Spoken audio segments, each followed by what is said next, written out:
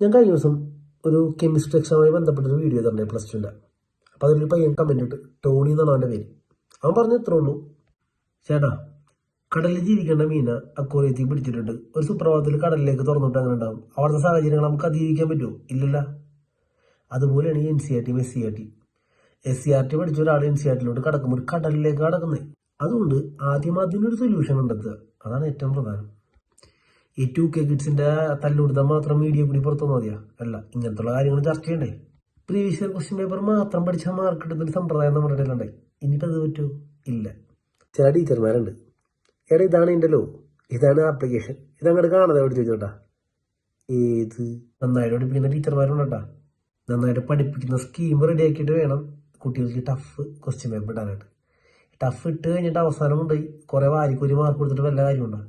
എന്നാൽ പിന്നെ അതിന് പറ്റിയ ക്വസ്റ്റ്യൻ പേപ്പർ ഇട്ടാൽ പോലെ. ചേട്ടൻ ഇത്രയും മാർക്ക് മേടിച്ച്, അനിയന് ഇത്രയും മാർക്ക് മേടിക്കണം. ഏത് ചേട്ടൻ പഠിച്ചപ്പോൾ ഉള്ള ക്വസ്റ്റ്യൻസ് ആണ് ഇപ്പോഴത്തെ? അല്ല, അതവരുടെ ഏറ്റവും പ്രധാനപ്പെട്ട പ്രശ്നമാണ്. എനിക്ക് പറയാനുള്ള കാര്യങ്ങൾ ഇത്രയാണ്. നിങ്ങൾക്ക് എന്തെങ്കിലും കാര്യങ്ങൾ പറയാണ്ട് നിങ്ങൾക്ക് കമൻറ്റ് ചെയ്യും.